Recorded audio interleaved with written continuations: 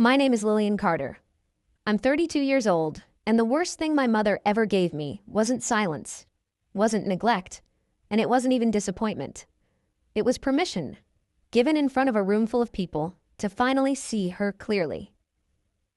She stood up at my engagement dinner, lifted her glass with that soft, practiced smile that had fooled people for decades, and said something that didn't sound cruel at first, not to anyone who didn't know how to listen between her words. But to me, it landed like a verdict I had been unknowingly preparing my entire life to hear. The room didn't react immediately. That was the strangest part. There was no gasp, no sharp intake of breath, no dramatic shift in energy.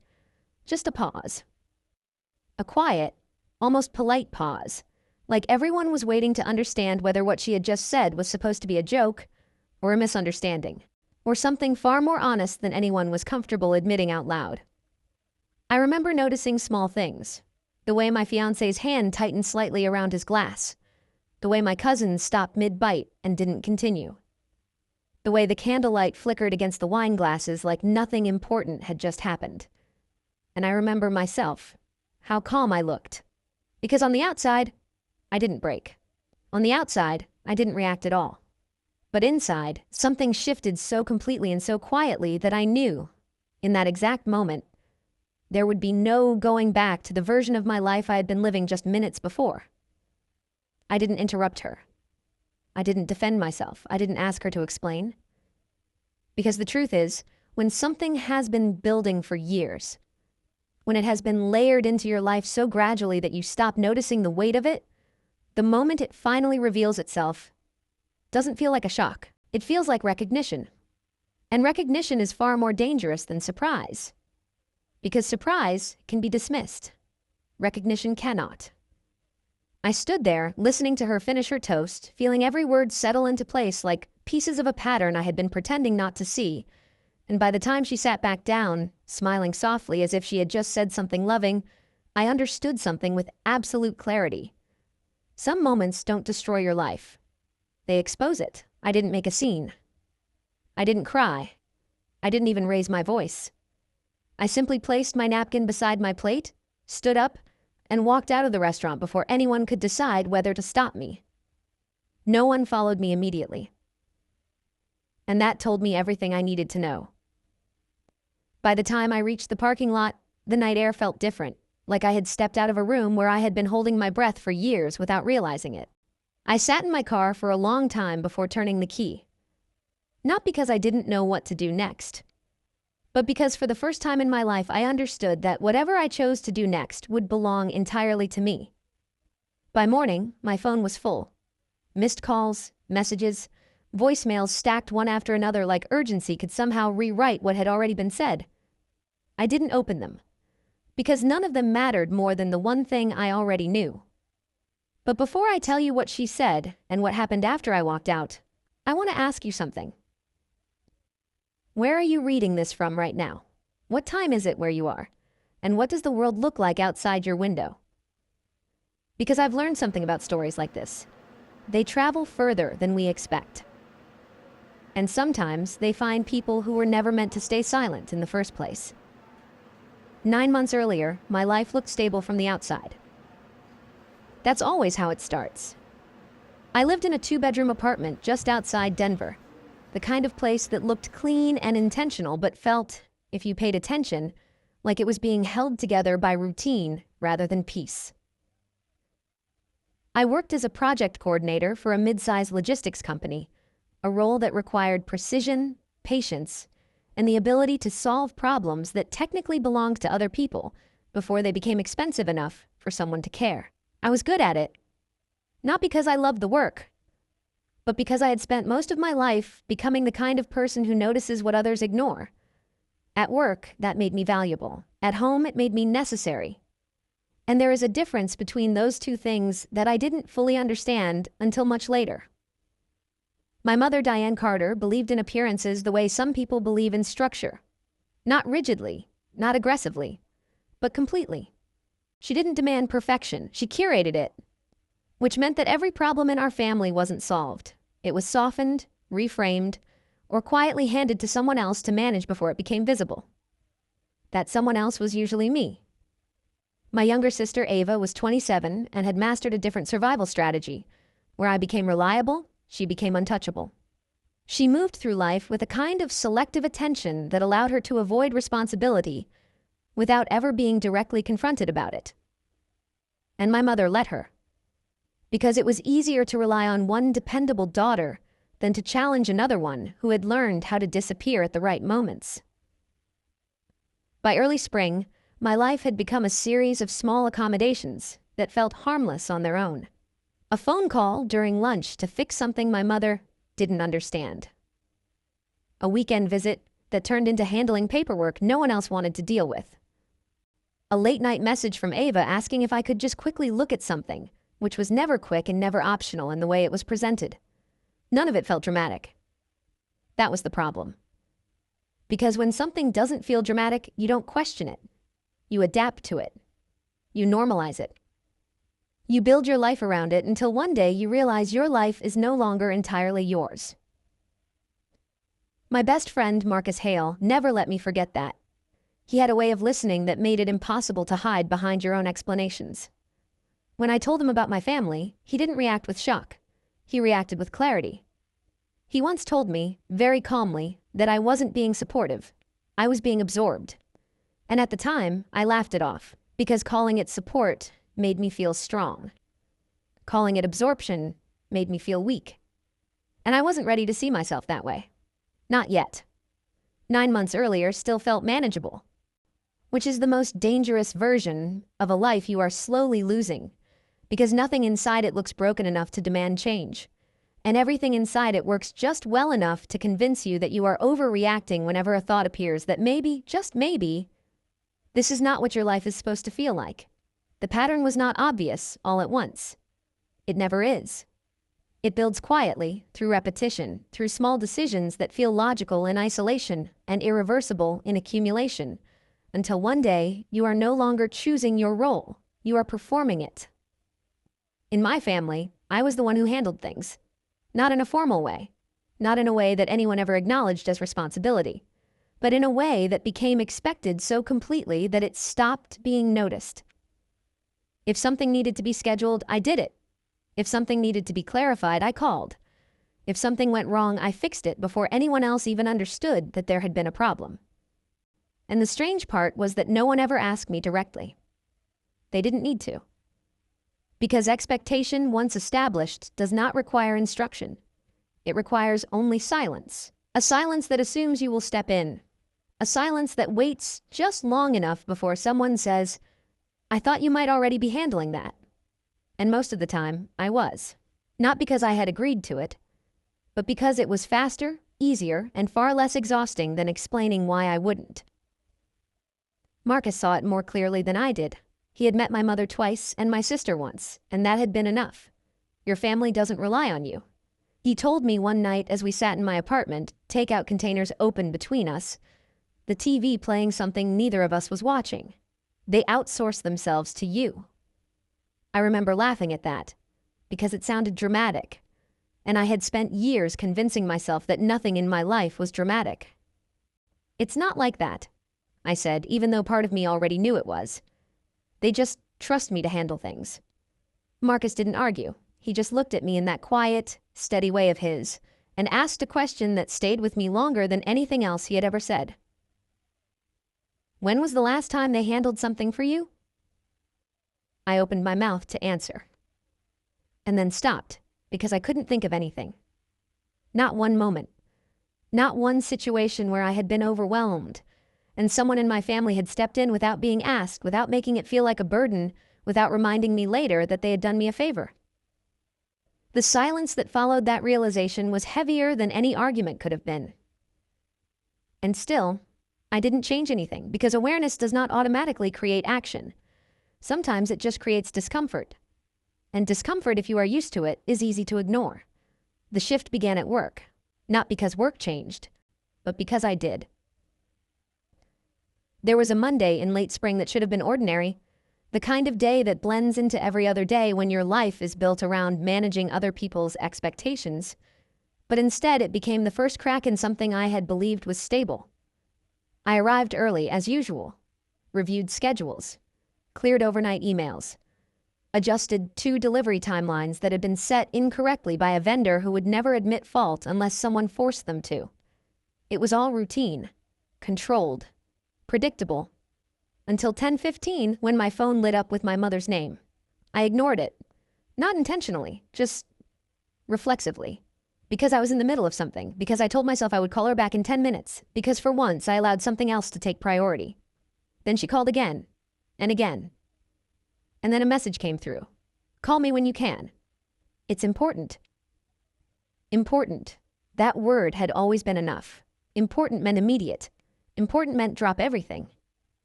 Important meant that whatever I was doing could wait because something else had already been decided to matter more. I stared at the message longer than I should have, and for the first time I didn't move. I finished what I was doing. I completed the report. I sent the email. And only then did I step outside to call her back. She answered on the first ring. Her voice was calm, too calm. The kind of calm that signals inconvenience, not emergency. I need you to look at something for me, she said. Of course she did. It was an insurance notice, a billing issue. Something that had already existed for several days before it became urgent enough to involve me. As she explained it, I leaned against the side of the building, watching people pass by who were entirely inside their own lives, not being pulled into someone else's at a moment's notice. I solved it. Of course I did. It took 12 minutes. 12 minutes that interrupted my day. 12 minutes that shifted my focus. 12 minutes that no one would ever count as anything significant. But when I hung up, something felt different. Not dramatic, not explosive, just noticeable. Like a pattern you suddenly see repeating itself in places you had never looked closely before. That afternoon, my manager asked if I would be interested in taking on a larger role in an upcoming operations restructure. It wasn't a promotion yet, but it was movement. Opportunity. The kind of thing I'd been quietly working toward for years without ever fully admitting that I wanted it. I think you're ready, she said, 3 simple words. And instead of feeling excited, I felt hesitant. Not because I doubted myself, but because I immediately started calculating everything outside of work that might interfere with it. My mother, my sister, the calls, the interruptions, the constant low-level expectation that I would always be available. And for the first time, I heard how absurd that calculation was.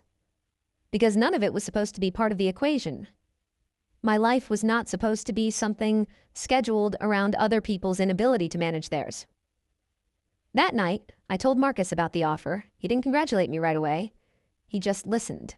And then he said something quietly that changed the direction of everything that came after. You don't have a time management problem, he said. You have an access problem.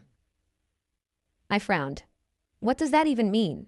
It means, he said, that too many people have unlimited access to you and none of them have learned what it costs. That sentence didn't leave me. Not that night. Not the next day. Not even weeks later. Because once you understand that your time has been treated as something publicly available, you start to see every interruption differently.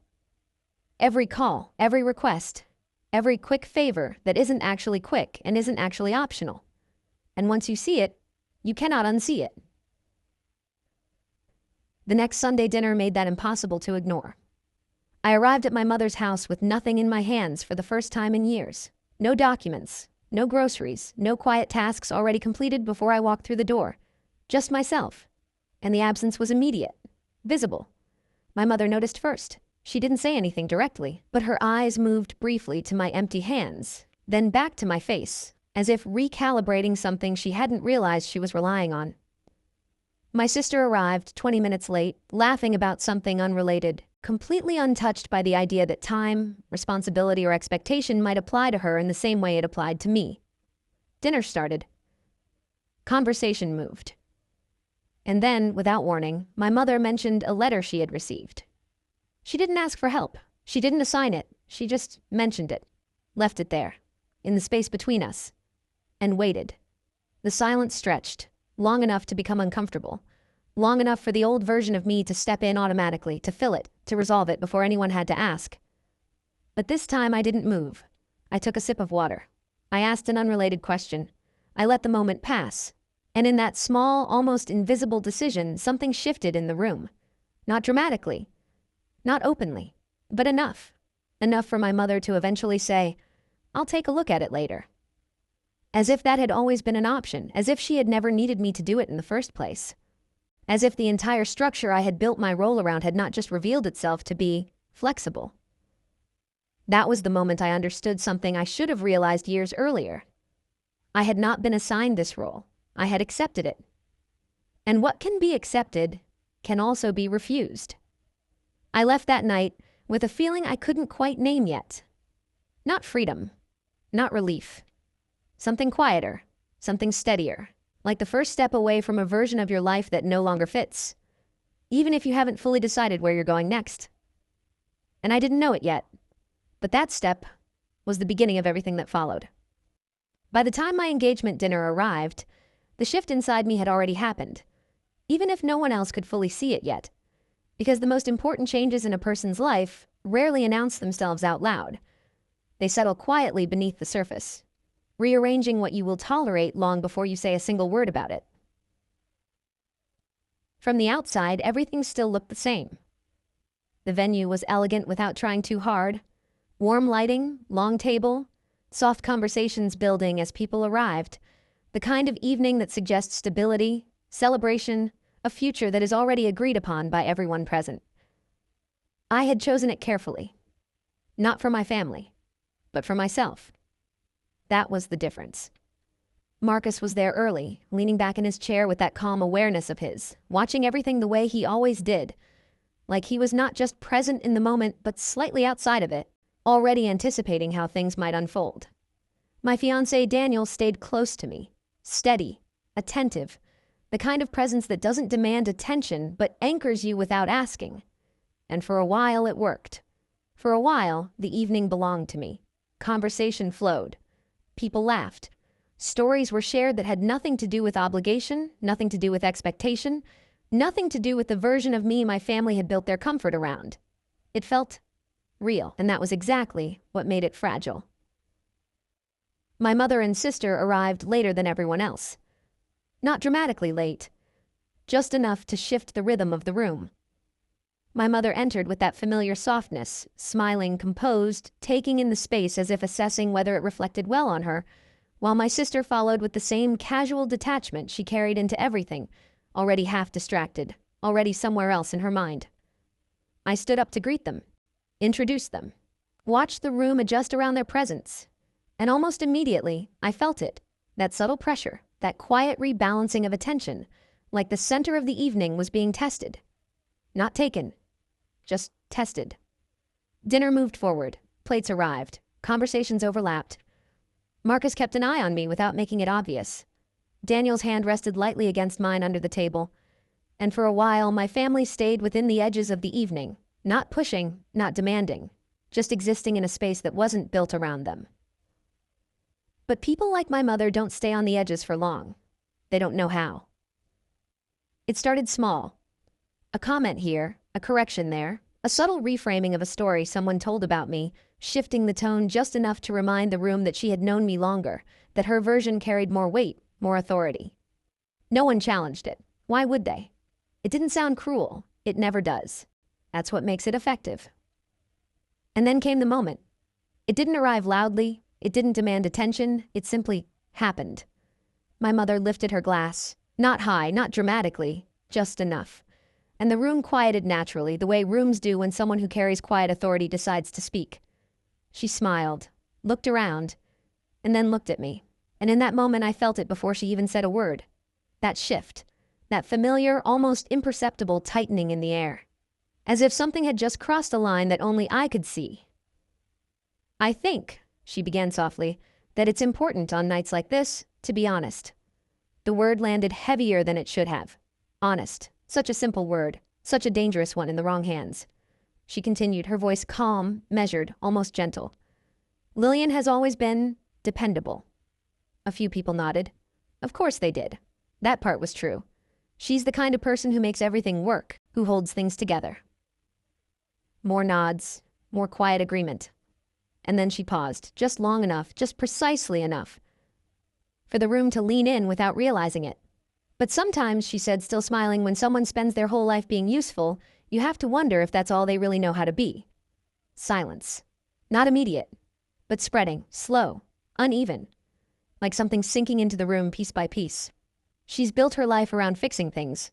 My mother continued, her tone never changing, never sharpening, never breaking that calm surface that made everything sound reasonable. Around being needed.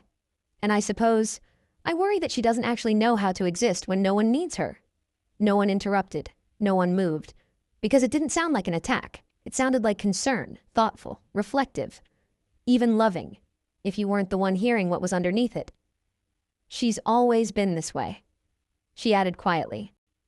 Even as a child, it was easier to let her handle things than to expect her to be anything else. And there it was, not shouted, not forced, just placed gently in front of a room full of people. A lifetime reduced to a function, a person reframed as a role. And in that moment, everything became clear. Not because it was new, but because it was finally said out loud. I didn't feel shock. I didn't feel anger. What I felt was recognition. The kind Marcus had warned me about. The kind you can't walk back from. I became aware of everything at once, Daniel's hand tightening around mine. Marcus sitting forward slightly. The stillness of the room. The weight of every year I had spent making myself smaller, more useful, more acceptable, inside a structure that had never once asked who I was outside of what I could provide. And then something unexpected happened. I didn't break. I didn't argue. I didn't defend myself. Because for the first time in my life, I realized I didn't need to. I gently pulled my hand away from Daniel's, not to reject him, but because I needed to stand on my own. I placed my napkin beside my plate, and I stood up. The movement was quiet, controlled, but it shifted the entire room. My mother watched me, still smiling, still certain, still believing, I think, that whatever I did next would somehow fit into the version of me she understood. She was wrong. I looked at her, really looked at her, not as my mother, not as someone I needed to understand or accommodate, but simply as a person. And I realized something that should have been obvious years ago. She didn't know me, not even a little. "Thank you," I said. My voice didn't shake. That surprised me more than anything. For the honesty. A flicker crossed her face, small, almost invisible. But it was there. Because she hadn't expected that. She had expected emotion, reaction, maybe even gratitude. But not this. Not calm. Not distance. I didn't say anything else because there was nothing else to say. Some truths don't need a response. They need a decision. I picked up my coat, turned, and walked out. No one stopped me. Not immediately. And that silence followed me all the way out of the room, down the hallway, through the doors, and into the night air that felt colder and cleaner than anything inside that building. I didn't rush. I didn't look back. Because for the first time in my life, leaving didn't feel like loss. It felt like alignment. By morning, my phone was exactly what I expected it to be. Full. Messages layered on top of each other, urgency trying to rebuild something that had already collapsed. I didn't read them all. I didn't need to. Because I already knew the pattern. Apology without accountability. Concern without understanding. Pressure disguised as love. Marcus came by around noon. He didn't ask what happened. He already knew enough. We sat in silence for a while before he finally said, "So, what now?" And for the first time, that question didn't feel overwhelming. It felt open, like a door instead of a burden. "I don't go back," I said. Not loudly, not dramatically, just clearly. And I meant it. The weeks that followed were quieter than I expected. Not easier, but clearer. I stopped answering calls that weren't mine to carry. I stopped solving problems that didn't belong to me. And the most surprising part was this. Everything kept going. My family didn't collapse, their lives didn't fall apart. Things got messier, less efficient, more inconvenient, but they continued, which meant one thing I had never allowed myself to fully understand before. They had never needed me the way they said they did. They had just gotten used to me being there. And once that space was gone, they had to fill it themselves. I moved out 2 months later. Not far. Just far enough, a new apartment, a new routine, a life that wasn't built around anticipating someone else's needs before they became problems. And the strangest part of all of it wasn't the distance. It wasn't the silence. It wasn't even the absence of constant responsibility. It was the feeling that replaced it. A quiet, steady sense of being unclaimed. not owned by expectation, not defined by usefulness, not reduced to function. Just myself. And if there is anything this story is meant to leave you with, it's this. Being needed is not the same as being loved, and being useful is not the same as being seen. Some people will build entire versions of you that exist only to make their lives easier, and they will call that closeness, they will call that family, they will call that love. But the moment you step outside of that role, the truth becomes impossible to ignore. The question is not whether they will understand. The question is whether you are ready to stop shrinking just to make them comfortable. Because the life waiting for you on the other side of that decision is not louder, is not easier, but it is yours. And sometimes that is the only thing that matters.